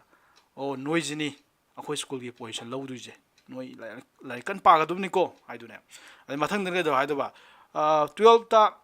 ATPCꯒꯤ ꯃꯊꯛꯇ ꯄꯥꯁ ꯇꯧꯔꯛꯄꯉꯩ ꯍꯧꯒꯠꯂꯛꯑꯣ ꯂꯦꯞꯈꯠꯂꯣ ꯍꯥꯏꯗꯨꯅꯦꯕ ꯅꯣꯏ ꯂꯥꯏꯔꯤꯛ ꯀꯟꯅ ꯍꯣꯠꯅꯧꯀꯣ ꯍꯥꯏꯗꯨꯅꯦꯕ ꯑꯗꯨꯒ ꯐꯥꯔꯁ ꯗꯤꯕꯤꯖꯟꯒꯤ ꯃꯊꯪꯗ ꯐꯥꯔꯁ ꯗꯤꯕꯤꯖꯟꯗ ꯐꯥꯎꯕ ꯁꯥꯇ꯭ꯔꯉꯩ ꯍꯧꯒꯠꯂꯛꯑꯣ ꯍꯥꯏꯗꯨꯅꯦꯕ ꯑꯗꯣ ꯍꯧꯒꯠꯂꯅꯤ ꯅꯣꯏꯁꯨ ꯂꯥꯏꯔꯤꯛ ꯀꯟꯅ ꯄꯥꯎꯀꯣ ꯍꯥꯏꯔꯒ ꯐꯥꯔꯁ ꯗꯤꯕꯤꯖꯟꯒꯤ ꯁꯦꯀꯦꯟ ꯗꯤꯕꯤꯖꯟ ꯅꯠꯇ꯭ꯔꯒ ꯊꯥꯔꯠ ꯗꯤꯕꯤꯖꯟ ꯐꯥꯎꯕꯉꯩ ꯍꯧꯒꯠꯂꯛꯑꯣ ꯍꯥꯏꯔꯒ ꯑꯗꯨꯒꯤ ꯁꯥꯇ꯭ꯔꯈꯩꯁꯤꯅ ꯅꯣꯏꯗꯤ ꯀꯩꯅꯣ ꯅꯣꯏꯗꯤ ꯀꯩꯒꯤꯅꯣ ꯂꯥꯏꯔꯤꯛ ꯉꯥꯡꯕꯤꯗꯨꯅꯦꯕ ꯑꯗꯨꯗꯅ ꯑꯗꯣ ꯑꯩꯈꯣꯏꯅ ꯀꯣꯂꯦꯖꯇ ꯑꯣꯖꯥ ꯑꯗꯨꯒꯨꯝꯕ ꯑꯣꯖꯥ ꯃꯌꯥꯝꯅ ꯅꯣꯏ ꯑꯗꯨꯒꯤ ꯃꯥꯔꯛꯀꯤ ꯗꯔꯀꯥꯔ ꯂꯩꯇꯦ ꯅꯣꯏꯒꯤ ꯀ꯭ꯂꯥꯁ 12ꯇ ꯐꯖꯒꯦꯔꯥ ꯐꯖꯔꯣꯏꯔꯥ ꯃꯥꯔꯛ ꯐꯖꯒꯦꯔꯥ ꯐꯖꯕ ꯗꯔꯀꯥꯔ ꯂꯩꯇꯦ ꯍꯧꯖꯤꯛ ꯀꯟꯅ ꯍꯣꯠꯅꯃꯤꯟꯅꯔꯗꯨꯅꯦꯅ ꯍꯥꯏꯗꯤ ꯋꯥꯍꯩ ꯈꯤꯇꯪꯗ ꯋꯥꯍꯩ ꯑꯃꯗ ꯑꯩꯒꯤ ꯄꯨꯛꯅꯤꯡ ꯂꯣꯏ ꯆꯦꯟꯖ ꯇꯧꯕꯗꯣ ꯑꯗꯩ ꯊꯥ ꯑꯃ ꯐꯥꯔ ꯃꯇꯨꯡꯗ ꯑꯩꯈꯣꯏ ꯐꯤꯖꯤꯛꯁꯀꯤ ꯍꯦꯠꯅ ꯑꯩ ꯊꯤꯕ ꯂꯥꯛꯑꯦꯕ ꯑꯩꯈꯣꯏꯗꯤ ꯊꯤꯜꯂꯦꯕ ꯑꯦꯗꯃꯤꯁꯟ ꯁꯨꯃꯥꯏꯅ ꯐꯪꯈꯤꯗꯕ ꯃꯦꯠꯁꯇ ꯑꯦꯗꯃꯤꯁꯟ ꯇꯧꯈꯤꯕꯗꯣ ꯀꯅꯥꯅꯣ ꯊꯤꯜꯂꯦ ꯑꯩ ꯂꯣꯠꯂꯦꯕ ꯀꯩꯒꯤꯅꯣ ꯍꯥꯏꯀꯥꯟꯗ ꯑꯗꯨꯝ ꯅꯨꯡꯉꯥꯏꯇꯕ ꯐꯤꯖꯤꯛꯁꯀꯤ ꯑꯣꯖꯥ ꯃꯌꯥꯝꯗꯨꯒ ꯑꯩ ꯑꯗꯨ ꯐꯤꯖꯤꯛꯁ ꯂꯧꯔꯨꯔꯒ ꯑꯩ ꯃꯥꯡꯉ ꯇꯣꯛꯑꯅꯤ ꯑꯩ ꯃꯦꯠꯁ ꯂꯧꯖꯔꯒꯦꯅ ꯑꯩ ꯃꯦꯠꯁꯇ ꯑꯗꯨꯝ ꯇꯧꯈꯤꯌꯦꯕ ꯑꯗꯩꯅꯦ ꯑꯩꯅ ꯃꯦꯠꯁ ꯂꯧꯔꯛꯈꯤꯁꯦ ꯑꯩ ꯀ꯭ꯂꯥꯁ 12ꯇ ꯃꯦꯠꯁꯇ ꯀꯩꯅꯣ ꯐꯪꯕ ꯁꯥꯇ꯭ꯔꯅꯦꯕ ꯃꯦꯠꯁꯇ 64 ꯈꯛꯇꯪ ꯐꯪꯕ ꯁꯥꯇ꯭ꯔꯅꯦꯕ ꯑꯗꯣ ꯐꯤꯖꯤꯛꯁꯇꯅ 97 ꯐꯪꯕ ꯁꯥꯇ꯭ꯔꯅꯦꯕ ꯑꯩꯁꯦ ꯌꯥꯔꯦꯀꯣ ꯑꯗꯨꯅꯦ ꯑꯗꯨ ꯃꯦꯠꯁ ꯄꯥꯝꯕꯩꯁꯦ ꯑꯩꯗꯣ ꯑꯣꯖꯥꯅ ꯑꯩ ꯄꯨꯟꯁꯤꯗ ꯆꯦꯟꯖ ꯇꯧꯈꯤꯕꯅꯦꯕ ꯌꯥꯔꯦꯀꯣ ꯑꯗꯨꯅꯤ ꯅꯣꯏꯁꯨ ꯑꯣꯖꯥꯅ ꯑꯐꯕ ꯑꯣꯖꯥ ꯍꯥꯏꯁꯦ ꯑꯗꯨꯅꯦ ꯄꯨꯟꯁꯤ ꯆꯦꯟꯖ ꯇꯧꯕ ꯉꯝꯕ ꯑꯣꯖꯥ ꯍꯥꯏꯁꯦ ꯌꯥꯔꯦ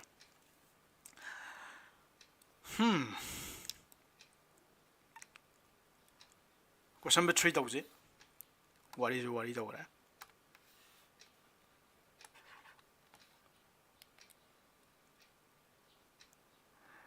ꯑꯩ ꯂꯣꯠꯂ ꯂꯩꯔꯦꯅ ꯑꯩ ꯐꯥꯟ ꯃꯈꯥꯗ ꯂꯣꯠ ꯂꯩꯔꯦ ꯍꯤꯌꯥꯏꯂꯦꯟ ꯍꯪꯉꯤꯁꯦ ꯑꯩ ꯀꯃꯥꯏꯅ ꯑꯣꯖꯥꯗꯨꯅ ꯊꯤ ꯐꯪꯗ꯭ꯔꯤꯅꯣ ꯍꯥꯏꯕ ꯑꯩ ꯂꯣꯠꯈꯤꯌꯦ ꯖꯤ ꯍꯥꯏꯕ ꯁꯦꯠꯁꯤ ꯄꯤꯔꯝꯃꯦ 7 8 ꯑꯗꯣ 8 ꯍꯥꯏꯕ ꯁꯦꯠꯁꯤꯁꯨ ꯄꯤꯔꯝꯃꯦ 5 4 2 ꯌꯥꯔꯦꯀꯣ G ꯍꯥꯏꯕ ꯁꯦꯠ ꯑꯃ ꯄꯤꯔꯝꯃꯦ 8 ꯍꯥꯏꯕ ꯁꯦꯠ ꯑꯃ ꯄꯤꯔꯝꯃꯦ ꯑꯗꯣ ꯃꯥ ꯀꯣꯏꯁꯟ ꯑꯅꯤꯅꯤ ꯍꯪꯉꯤꯁꯦ ꯀꯣꯏꯁꯟ ꯑꯅꯤꯅꯤ G ꯀꯥꯔꯇꯤꯁꯤꯌꯟ ꯄ꯭ꯔꯗꯛ 8 ꯄꯨꯊꯣꯛꯑꯣ ꯍꯥꯏꯕ ꯌꯥꯔꯦꯀꯣ G ꯀꯥꯔꯇꯤꯁꯤꯌꯟ ꯄ꯭ꯔꯗꯛ 8 ꯁꯤꯁꯦ ꯀꯔꯤꯒ ꯆꯞ ꯃꯥꯟꯅꯒꯦ ꯍꯥꯏ ꯀꯥꯟꯗ ꯑꯩꯅ ꯉꯁꯥꯏꯁꯨ ꯍꯣꯠꯈ꯭ꯔꯦ ꯑꯩꯅ ꯉꯁꯥꯏ ꯍꯣꯠꯄꯗꯨꯒ ꯆꯞ ꯃꯥꯟꯅꯩꯀꯣ ꯁꯤꯁꯦ ꯑꯩꯅ ꯉꯁꯥꯏ ꯑꯦꯛꯖꯥꯝꯄꯜ ꯑꯃ ꯍꯣꯠꯈꯤꯕꯗꯣ ꯍꯥꯏꯗꯤ ꯀꯥꯔꯇꯤꯁꯤꯌꯟ ꯄ꯭ꯔꯗꯛꯁꯤ ꯑꯦꯛꯖꯥꯝꯄꯜ ꯍꯦꯛ ꯃꯃꯥꯡꯗ ꯑꯦꯛꯁꯔꯁꯥꯏꯁ ꯄꯥꯏꯗ꯭ꯔꯤꯉꯩꯗ ꯍꯣꯠꯈꯤꯕꯗꯣ ꯑꯗꯨ ꯆꯞ ꯃꯥꯟꯅꯩ ꯁꯦꯠ ꯑꯅꯤ ꯄꯤꯔꯝ ꯀꯥꯟꯗ ꯁꯣꯝꯗꯅ ꯑꯩꯅ ꯑꯁꯣꯝꯗꯅ 1 2 3 이ꯒꯅꯦ ꯑꯦꯛꯖꯥꯝꯄꯜꯗ ꯑꯩꯅ 이기ꯕꯗꯣ ꯁꯣꯝꯗ ꯀꯩ 이기ꯕ A B 이ꯔꯒ ꯑꯩꯅ ꯍꯣꯠꯈꯤꯕꯗꯣ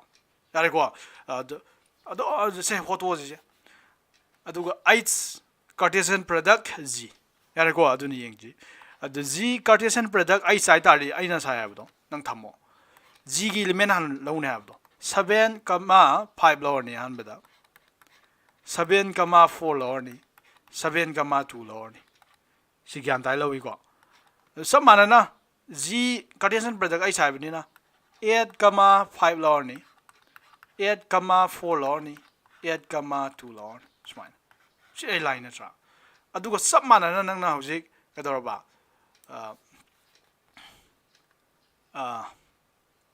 माना पुथवाइजे 8 कार्टेशियन प्रोडक्ट G पुथवाइब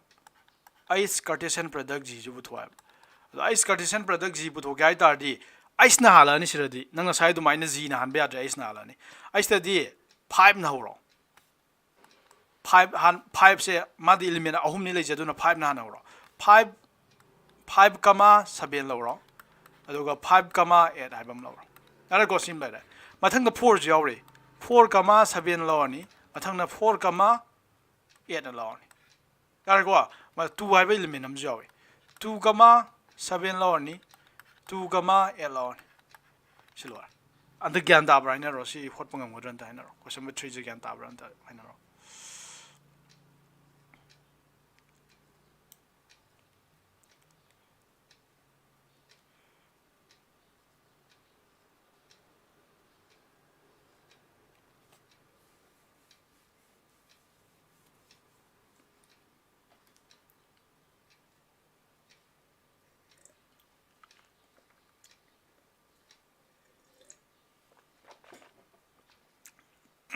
ताइको यार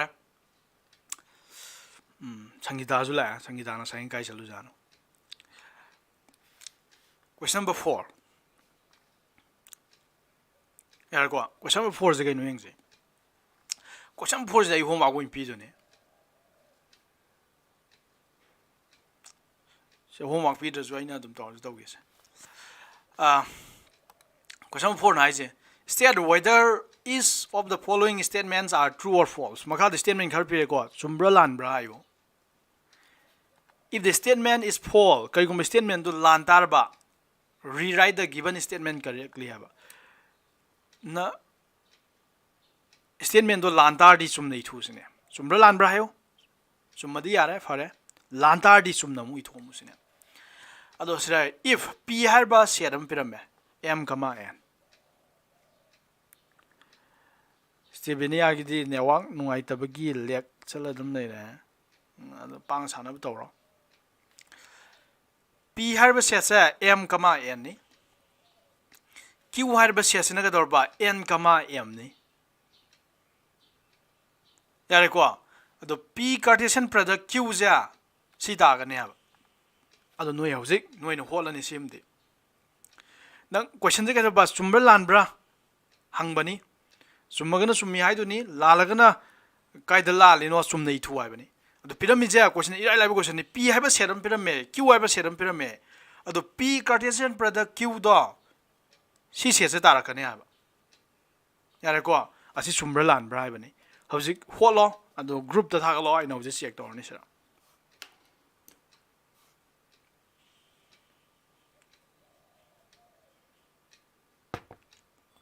question number 4 Roman number 1 reason pi ga dumni ai laladi ga dorba laladi sumnei thoro ai bado sumnei thoro ai uji yengage laladi sumnei group ta tak tak thaga na ro yam thuna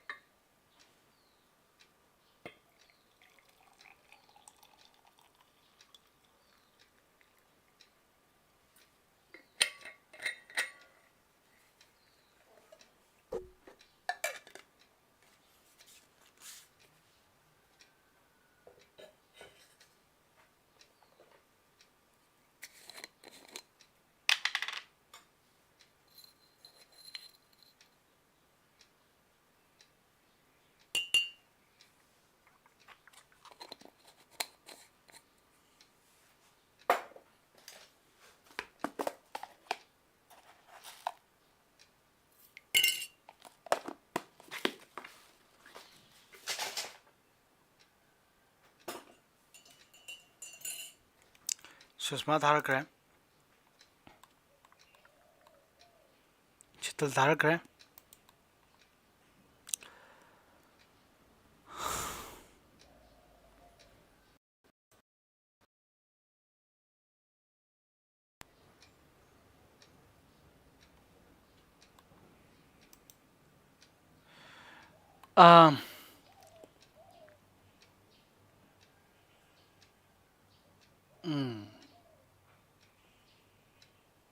Sushma सुम्या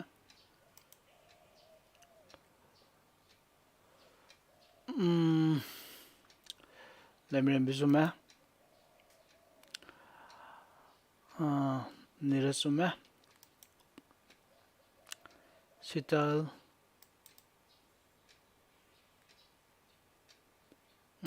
सुम्या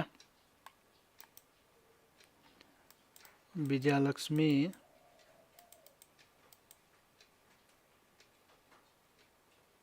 सुम्या हैरेने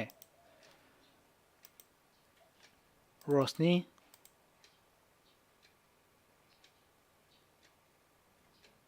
सुम्या M गे N गजी हम सेनै को M गे N गजी फजना खेना नै बतामो सी island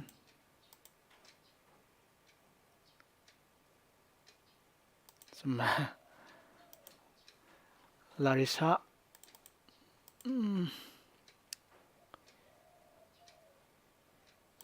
Sumya Sangeeta Sumya low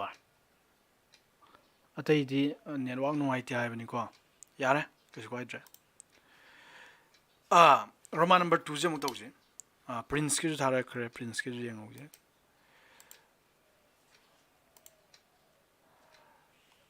Sangeeta Lyra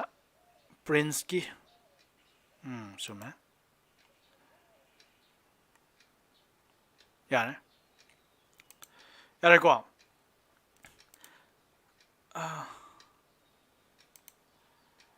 YouTube is not receiving enough video to maintain this. It's not receiving enough video to maintain smooth streaming. Ang kaidaw jano error mo thoine. Won't be able to send because his battery is down. Okay, say Roman number 2 mu yeng asi ma'am say Roman number 2 mu yeng am matam mang namne. A ga B ga ja if A and B are two non-empty set, empty na taba set ani ne. Then A Cartesian product B is a non-empty set of order pair X and Y. X na A da belong to ba, Y na B da belong to ba ne. Sidi summe, sidi Cartesian product ki definition ne. Yung man has A ga B ga non-empty set way tar D. A Cartesian product B is a non-empty set way never order pair mayam ge. Karamba order pair X and Y have order pair mayam ge. Such that karamba order pair no kan X na A da yawba ahan ba set A da yawba. Y has nani super set B da yawba. Summe ko sidi akoi kanu gi definition ne. The definition of Cartesian product. Yara ko matham yeng zero number 3. A har ba set se 1, 2 yawi. 1 ga 2 ga yawi. B har ba set sina 3, 4 yawi. Adu itardi sigi value ja 5 ta ni ha. Sumbri yeng ko Roman number 3 yeng ji. Roman number 3 question number 4. Muning ko A har ba set se kana ne ba 1, 2 ni. B har ba set se kana ne ba 3, 4 ni. Adu mana puthwai je B intersection phi A Cartesian product with B intersection phi. Ado B intersection phi ki value di kya ta? A Cartesian product with B intersection phi si angang je puthwa bane. Si angang je puthwa bane kya ta kya? Ado A Cartesian product with say bracket jaw jan to dum ni ko first bracket ai je first to why ni. Ado B Cartesian product with phi je kya ta? Sorry. B intersection phi intersection the common element happen phi has the empty set happen kaim the yaw de ma honda adu B ga mabai ni intersection ma B have set to ga B the yawi ko B the element kha yawi adu phi the element yaw de ani ji Cartesian ani ji ge dorba common point happen ba adu phi is the common element am the yaw na te adu itadi sin element am the yaw de sin element kha yaw re ani ji marak the common we element ai tadi am the yaw de aduna akhoi to gore hana B intersection phi di phi dum da ne habdo phi hai angang ji kana no phi hai angang ji element am te yaw de ba nang e tar di A hai ji kana ne ba 1, 2 ni question piram bai matu na A hai ji 1, 2 ni Cartesian product with phi hai ji kana ne ba empty set ne ba empty set ai tar di element am te yaw de ba asma empty set this mai tham ya ba element am te yaw de yare ko nang Cartesian product log put kya tarak to know nang Cartesian product log ya gidro ya roi ke no Cartesian product log wai ta di som de element log dum ne du tar si kya tar ne ba dum phai tar ne yan dar ba ai bet di si phai tar ne suma be statement ja yare ko comment ti yeng ngasi je ke no mai lang na dabra ke no net nuai na dia bra mai nei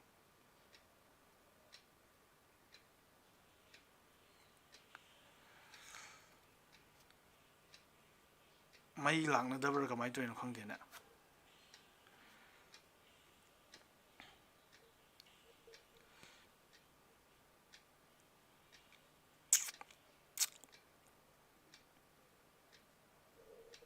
yare ko aduna si statement je summe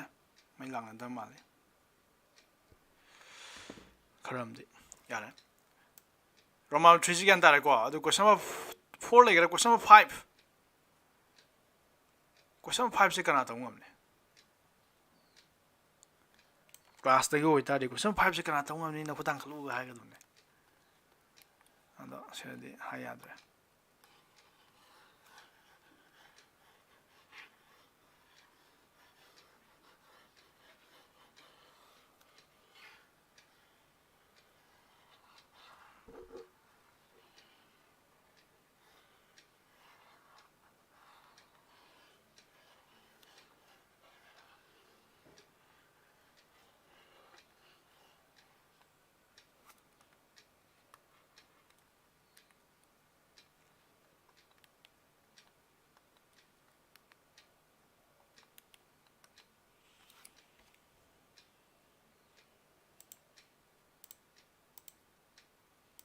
यारेको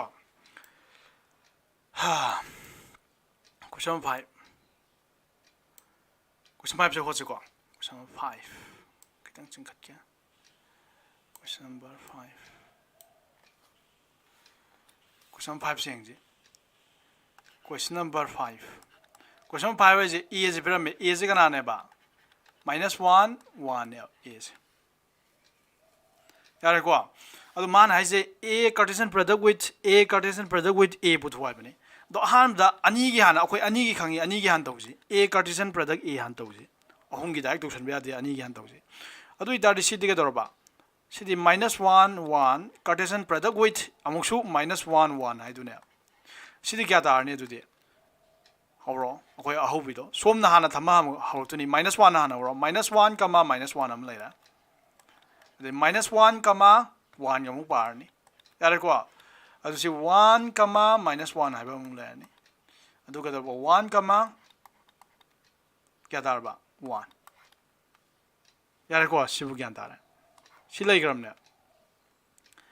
अदु सिना a Cartesian product with a ni मान question हंगी के दरबा a Cartesian product with a Cartesian product with a हाबने हाइबे थ्रदी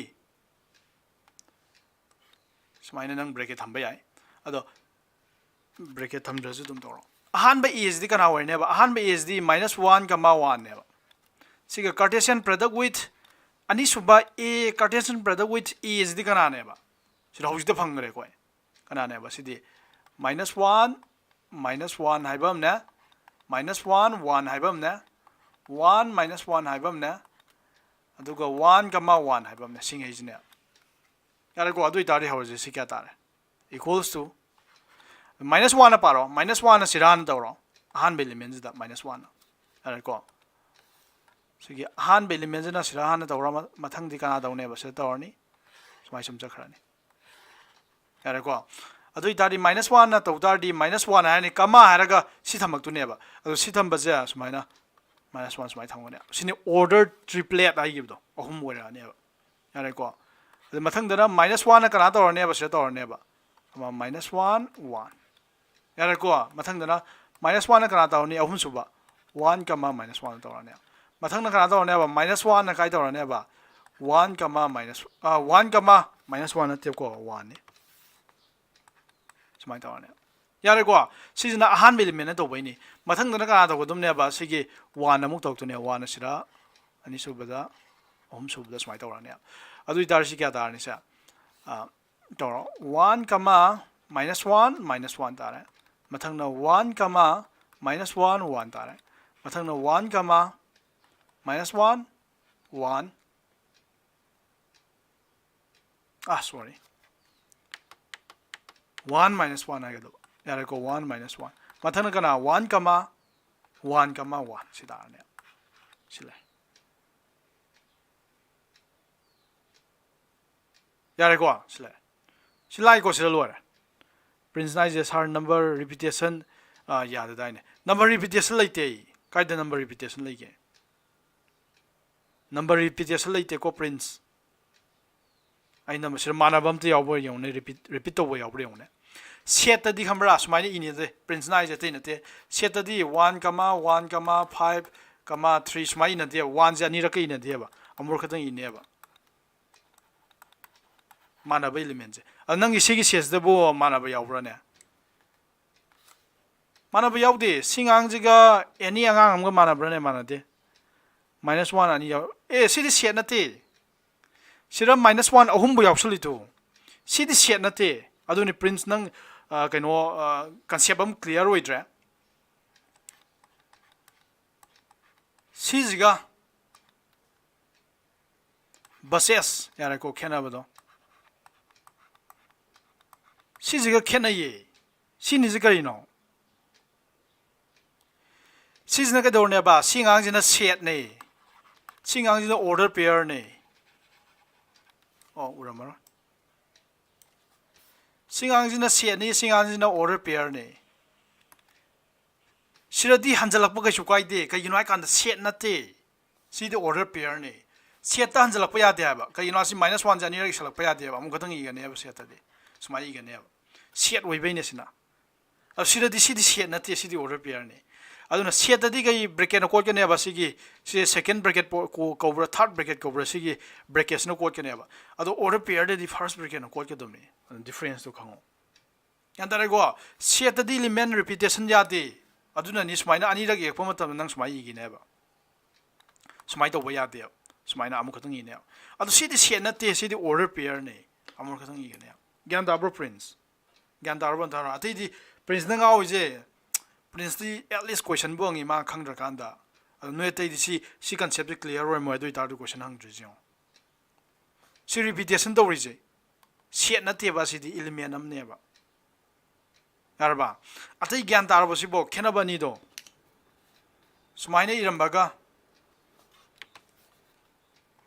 a kama a na sumaina iram baga a kama a iram baga sin ji kama khena gi she is the order pair ne she is the set ne set this maina ni repeat tong na de kamai to ne ba amor khatang ina ne ba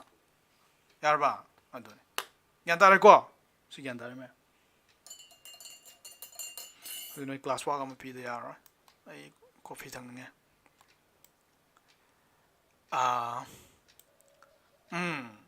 yar question number 6 wala question 6 no hola yang ge question 6 na ulta sat bai tare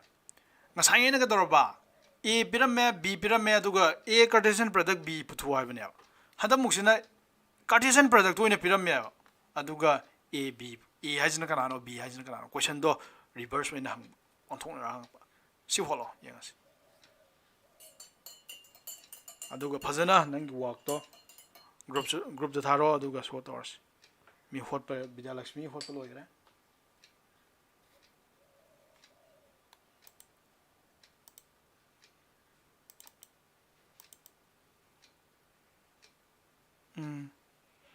ira lai pon se de na tra Vidya Lakshmi hot kha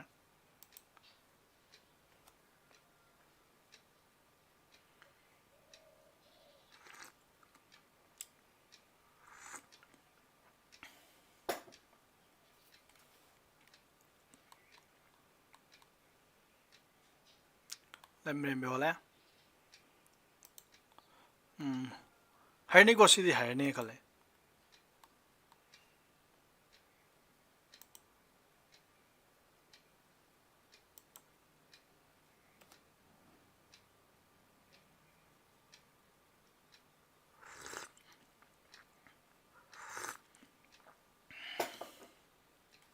ai ko haini khale simde hai tab yaw tar di confirm sure wait di follow go nang khang da mayam du ni koina se ta ke na sung thurei je nang khang da sat khib du di kan de loi khang ga sat ke ngasi ta ko je loi khang ga sat hi le ga dum ni ozai ma ta mangan da bhora ga dum ni nang tumina lo sala sat khiba kana de do oza da khang da mo je loi hang du ni hoji prince nang gi do ikai ni ngai wei de atai jo honaro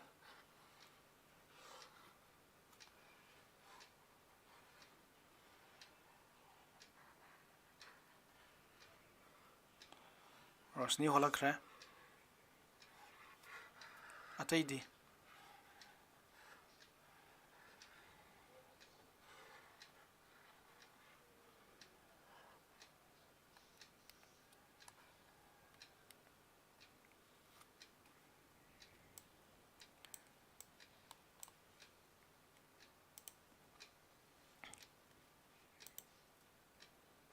Stevenia hola sume Niras hola sume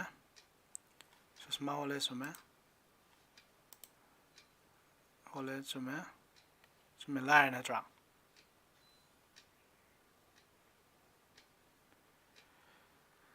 yare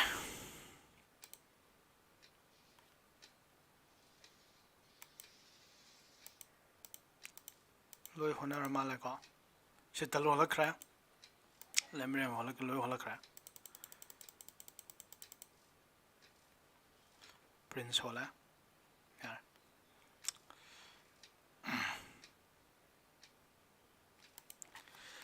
question number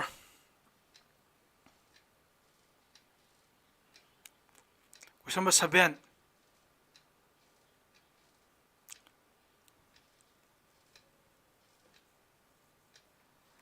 Seven je.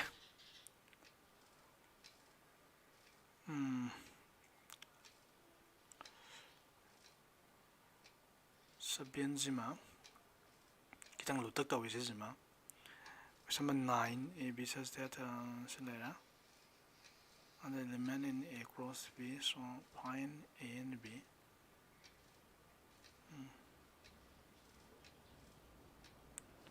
Question number 8 ka 9 the homework period ni.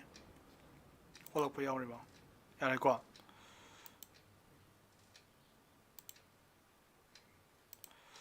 Yare question number 7 je holage 8 ka 9 the homework period ni se. Question number Larissa jo hola.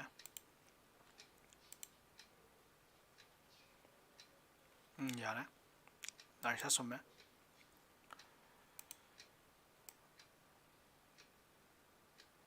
Question number 8 ka 9 is the homework begin ko. Question number 7 je holam ge. Yam thuna. Question number 7. Question number 7 A the period ga ba 1,2 ni. B the period ga na ba 3,4 ni. Question number 7 are question number 8 is halene. Question number 7. A the high is ga na ba 1,2 ni. B the period ga na ba 1, 2, 3, 4 ni. C the period na kanane ba 5, 6 ni. Aduga D the period na kanane ba 5, 6, 7, 8 ni.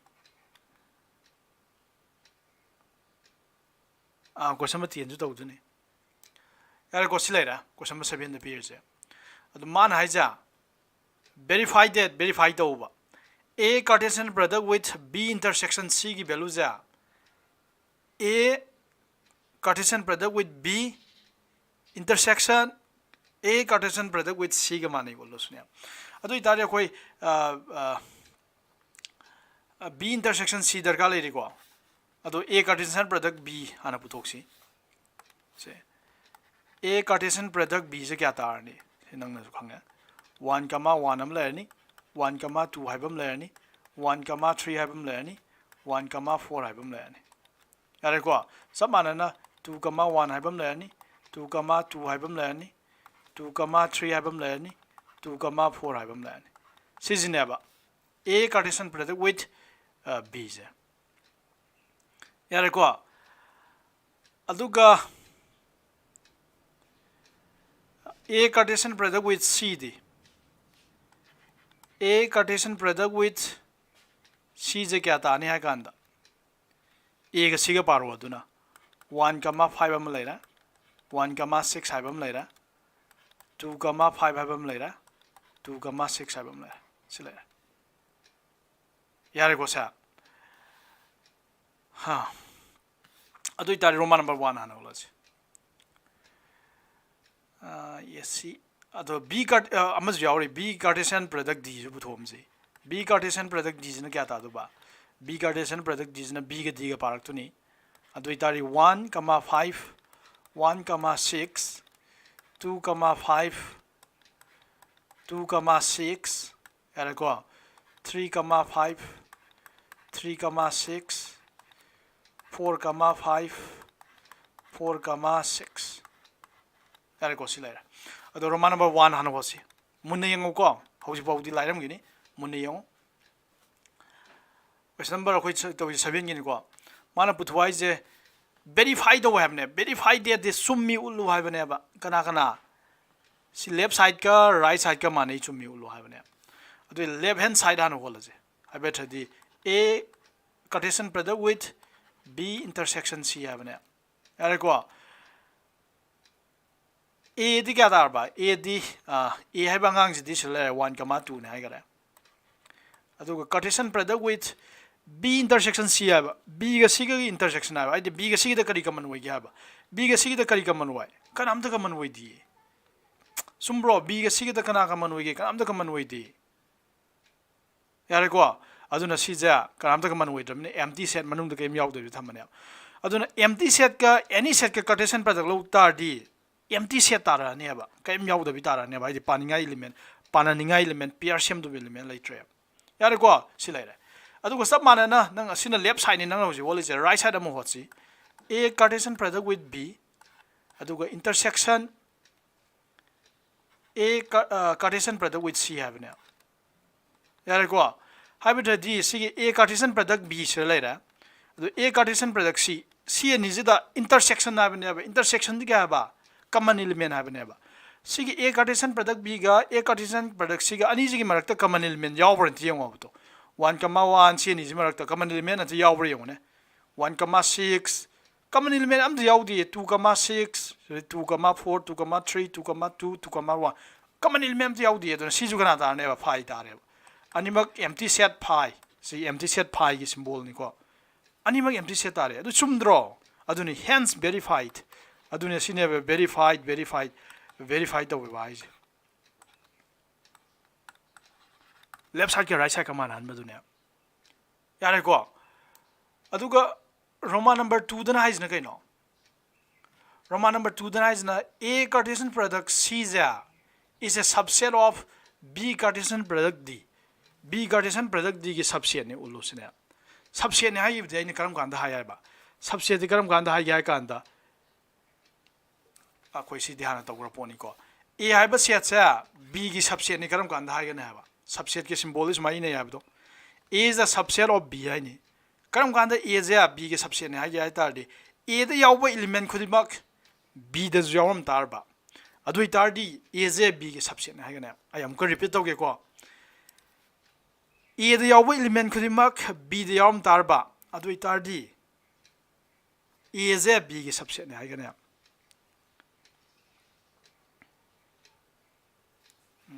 yare ko A je B ke subset ne hai ga adu ni hoi to du je man hai ja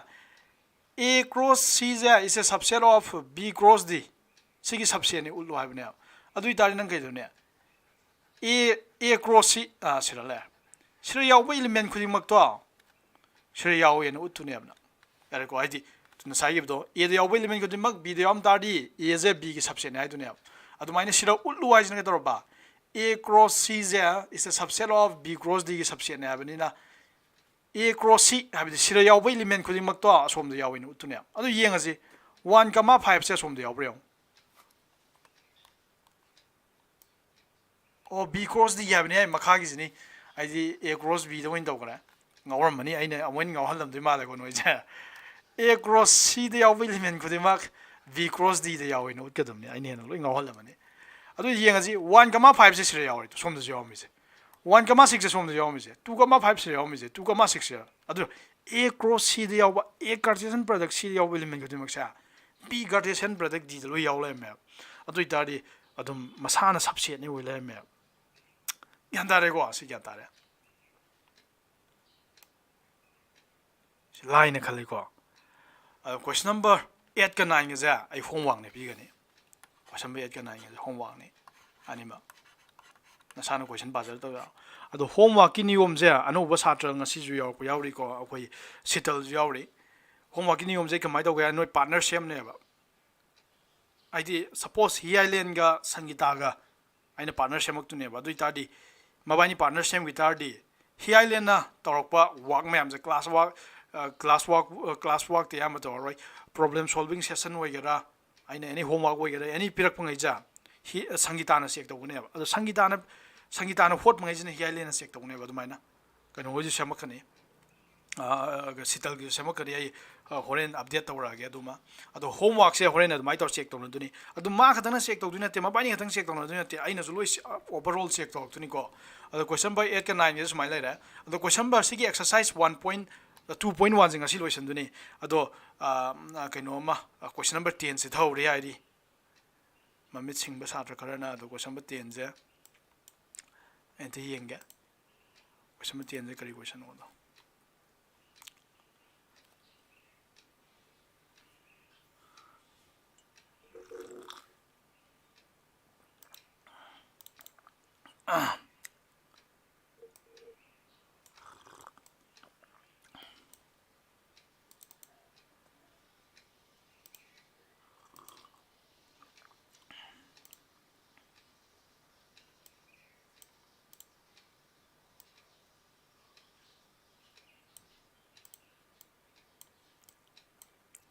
Select question matiang.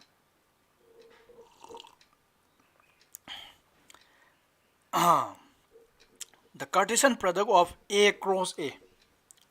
A ga Cartesian product of has 9 elements. Element mapan lay. Yareko, which are found among which element mapan ni lay duje. Yareko sinai je A cross A the element kya lay ne ba mapan lay duni. Ai kanano khang de sira ahan bi element kama or pair wi lay duni ko sa smaina. Se ko isi sa khai singi janta. Ahan bi element lay ani smaina. Ani suba element suba element moije mathang lay giduni ko moi mapal lay gani absir lay duise to. The Cartesian product A cross A has 9 elements, among which sig element mapan ji marakta -1, 0 jidi -1, are found -1, 0 amati -1, 0 ne amana 0, 1 ne yare ko gyan thai ko adu itari moi mapan ji marakta ani di khangi ani di phangni habane mana ise adu kya le maure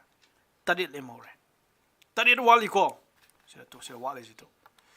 sira wali mathang wala kini ko ani ga tang ni phang ya je find the set A sigi set A ai je kana oi ni puthu and the remaining elements of A Cartesian product A. So element tarit le mauri dana 7 elements are left yar ko element tarit wali adu element tarit tu na kana no aduga A harba set A harba angang jina kana no sine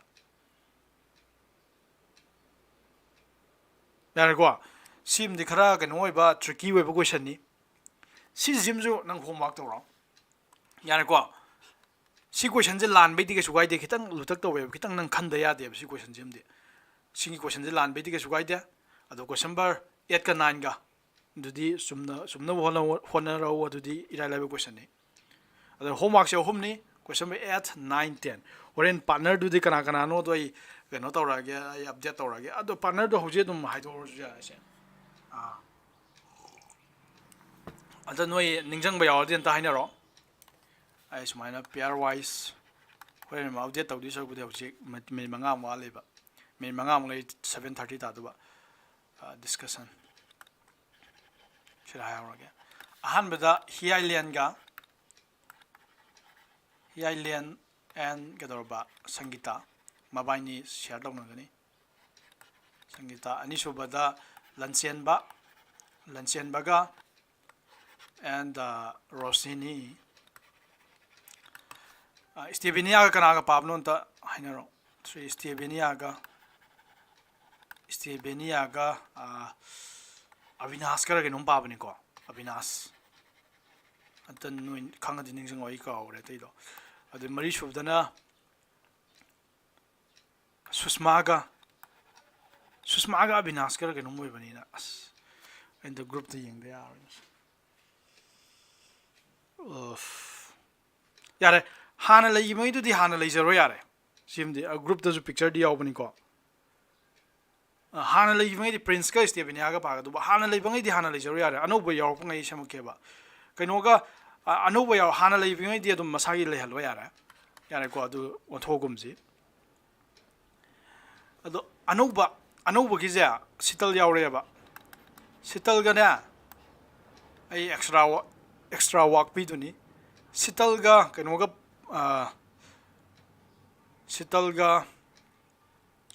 sital ga susma ga aduna susma na phangi je mi ni susma na check to du je mi ni kana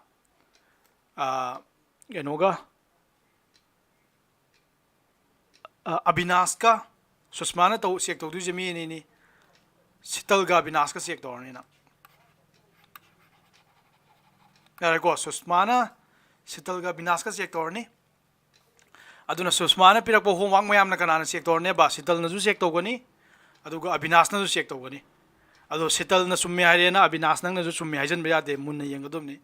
susma na mi ni check to ni aduga sital amasung abinash na samara mi check to ni aduga mathang na larisa ga kaino ga check to minar ni larisa and vidya lakshmi ga yare ko sina be thati dorba Larisana tawrpa homework mayam do Vidyalakshmi check tawgani Vidyalakshmi tawpa homework mayam na Larisana check tawgani sini ko ngasi tuition loibadagi si adum tawraduni noi gandare ko homework mayam do smai check tawduni adu homework question ahum ni 8 ne 9 ne 10 ne yare ko si follow asi di loisalase see you in the next video